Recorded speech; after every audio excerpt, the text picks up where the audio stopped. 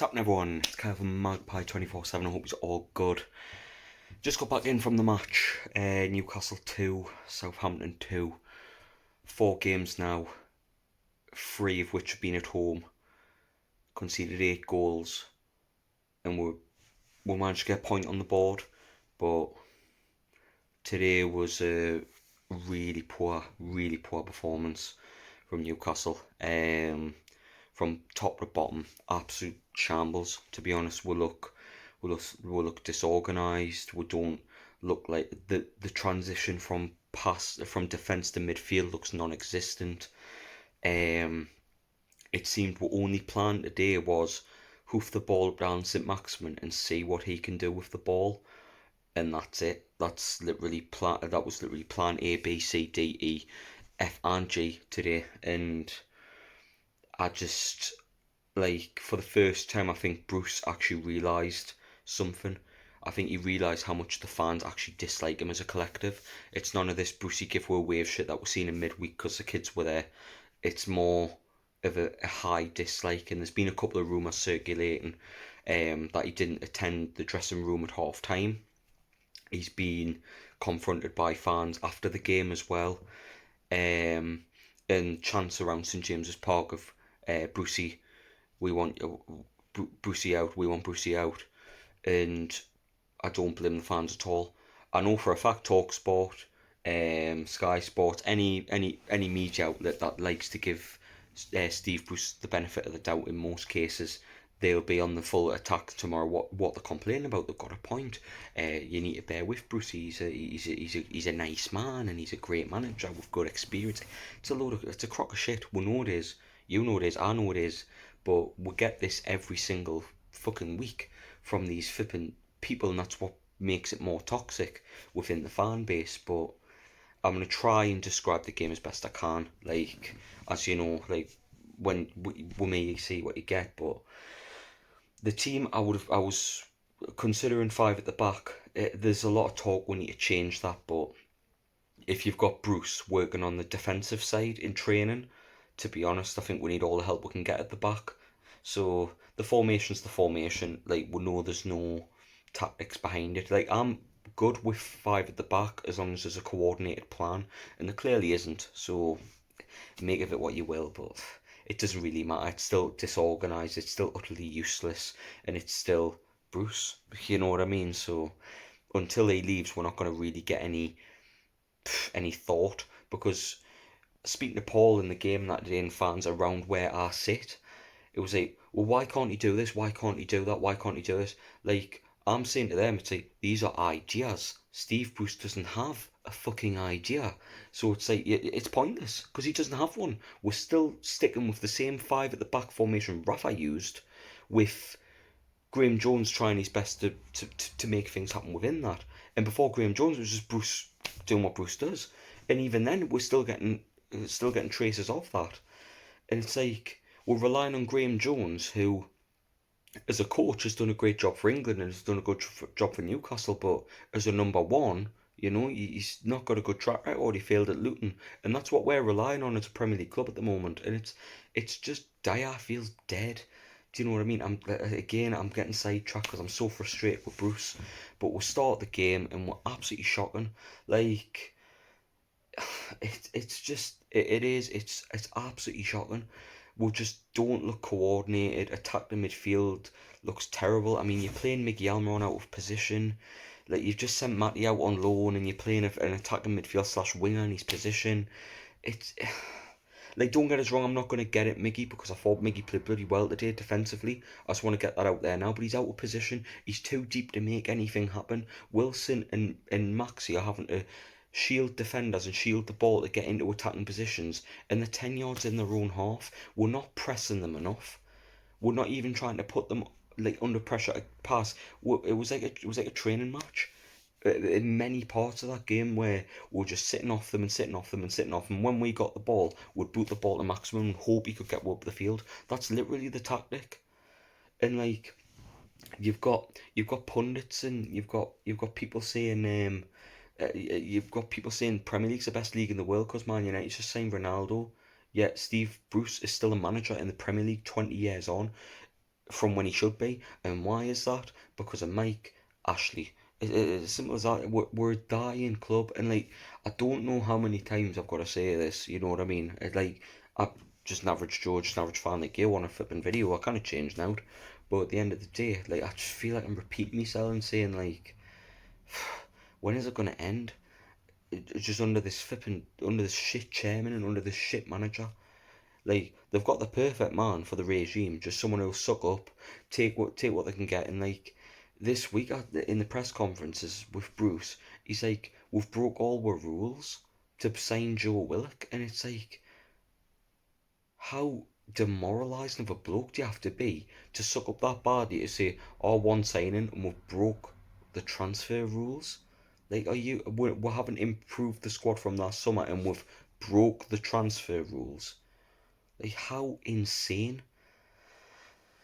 It's ran like a circus from top to bottom. You've got your four clowns running the bastard club into the ground, and it's us fans that are struggling. But the main highlight I take from the half is the Gallagher corner very vocally saying, "Steve Bruce, we want you." Like Steve Bruce, we want Brucey out.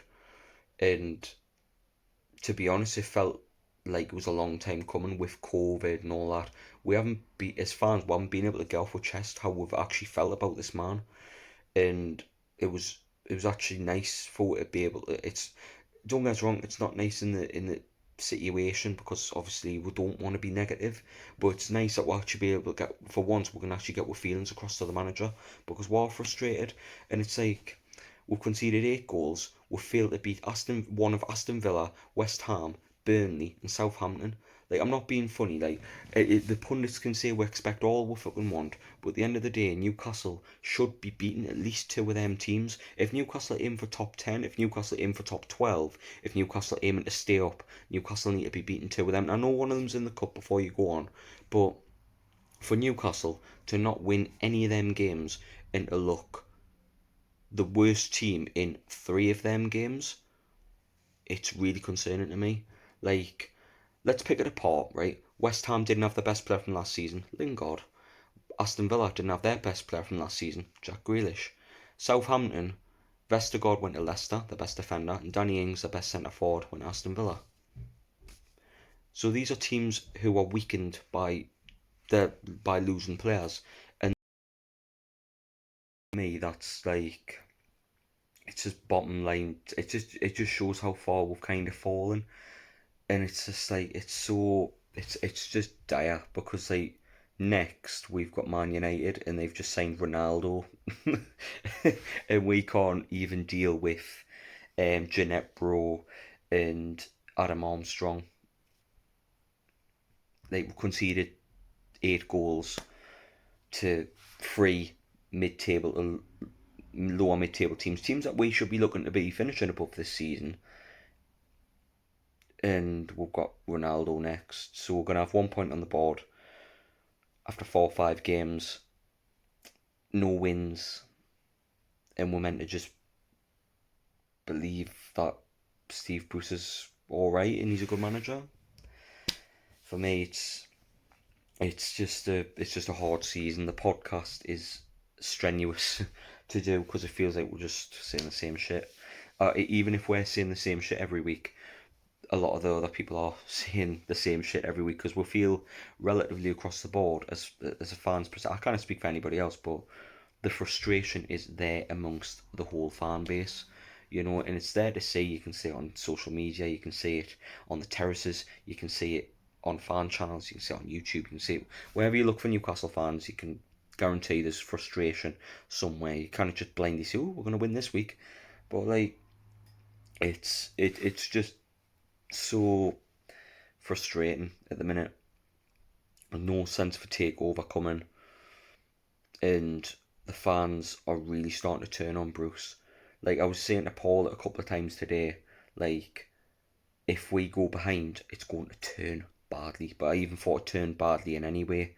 Um, and like looking at the actual game, trying to dissect the game. Like I say, we only had one plan. Somehow, I don't know how, but somehow we managed to take the lead. I just thought was the biggest shithouse in like one of the biggest shithouses that managed to take the lead. But the one time we actually looked like decent. Shea gets the ball in midfield, plays a beautiful ball into Murphy, and fair play to Murphy on this. Heads it in towards Callum Wilson. Wilson considering he had to get down like low to head of the ball. Brilliant header. The goal conceded, I felt was coming. Southampton had chance on chance on chance on chance on chance, and would have probably felt unfortunate to go behind, if I'm honest. And another cross, another wing position where we fell short, and they get the ball into the box, and it ends up being a goal. Um, and we were just sitting deep, and no matter how many times the fans tried to rally the team to push forward, and it just seemed we were stuck. The players for me look unmotivated. There was a couple of players today that I thought really tried. I thought Maxi tried to make things happen. Wilson, where he took Wilson off for flipping Joelinton. Not that it was a bad thing. Joelinton came on and was a big part of the second goal for us. But my logic is you take off a centre forward, and you've already publicly said Joelinton's not a centre forward, so you take off a centre forward to put on someone who you said isn't a centre forward to play him centre forward. Like, I'm not questioning Joelinton's performance or getting at Joelinton. I'm just questioning the logic of this flipping buffoon that we've got as a manager. But yeah, they deserve to get back into the game. Then, he did that at 1-0 where he took Wilson off, and it was bizarre. But Southampton seem to be getting on top, and then I think we'll get a good little breakthrough through Maxi drives forward at the Southampton team that were terrified of him. The ball falls to Joelinton, and Joelinton has a great little turn. He turns the defender, plays it across to Fraser, gets clear off the line, falls back out to Maxi. Then 91 minutes gone, he gets the ball in the net, and he celebrates with the fans, and it feels like the winner. From a fan's perspective, if you're looking for like dynamic insight for Southampton's penalty, I haven't got a fucking clue. Do not know. I just seen play had stopped. Lascelles was down injured, and then it was like it's went to VAR for something. Then it was a penalty, and I was like, what for? And then obviously they score the penalty, twos each, and it rings around the ground again. Frustration, and for me it's a bit disappointing because Bruce can say, "Oh, VAR's cost we're again like it has the other couple of games," and it's just like it's a get out for Steve Bruce, and what's concerning from his his post-match press conference notes was the fans are entitled to their opinion. I'm disappointed in that, and I need to accept the first half was bad. Mate, if you think it's because of the first half one, you're in for a bit of a rude awakening. Like, if you think it's just off that first half alone, like, you're an embarrassment. If you honestly think it's the first half, and the other two games were good, like you say, is the way in the league. It's nothing short of in denial and delusion at this point with a man. But where do we go from here? Do you know what I mean? What's kind of next? I honestly don't know. In terms of the transfer window, we need players, but we've been told several times that we've broke the rules, and also we've got loan players to come in if we're lucky. So very bleak to be a Newcastle fan at the moment, and we're rightly in the relegation zone. And I think it's alright saying sack the manager, but with this club, they're happy with Bruce, and if they sack him, they're not gonna push the boat out and go and get an Eddie Howe, or like call a spade, man. Why would Eddie Howe want to come to Newcastle? Seriously, why would Eddie Howe lower himself to come to Newcastle? I don't think he would. If he did, I'd be very surprised, and I think the only reason he would is because there's a few Bournemouth players that he liked to work with are already there, and Graham Jones is too. That's the only reason I think Eddie Howe would consider coming here, because if you look at it, the fans are upset with the owner. We're in limbo and have been for 3 years, and there's no investment, and I think Eddie Howe would want that to take the team forward. I think the club, the stature in Newcastle would excite Eddie Howe, but I don't think the situation would be good enough to come here. And it's just like, it's frustrating. And even then, if we sacked Bruce, a Tony Pulis, a Mark Hughes, and Alan Parcher would come in, a dinosaur manager who would be desperate to cling on to a Premier League job and would be happy to suck up to the regime. That's exactly who they want. They want someone like that who can try and get them between 15th and 17th, just to keep them in the Premier League, to keep things ticking over while arbitration goes on in the background. That's all we're kind of a stopgap football team until things fall into place, and hopefully, fingers crossed, they fall our way. But how long it's went on, it'd be flipping typical if it just fell through. It's typical Newcastle under this flipping owner. But there is no what you think. There is no who your best player of the day was. I'd try and have a positive outlook on it. For me, I'd probably say Miggy was my best performing player because of how much he ran. But other than that, it's pretty bleak. Worst performer. We'll just end on a positive. We'll say best performer and predictions. Do you think we'll get a point against Man U? Because I'm probably having a bit of delusion myself, people. If I think there's positivity. I don't like we say though. Don't want to be flipping negative. Don't. But it's hard not to be in the crisis that is this football club at the minute. But yeah, get your comments in. Let us know how you feel on today's game, your worst player and stuff. And podcast will be tomorrow night. And we'll get that out tomorrow night, and we'll try and dissect things as we normally do. But it's going to be another negative one, unfortunately. But I love yous and leave yous for now, and catch yous in a bit. Ta-ra.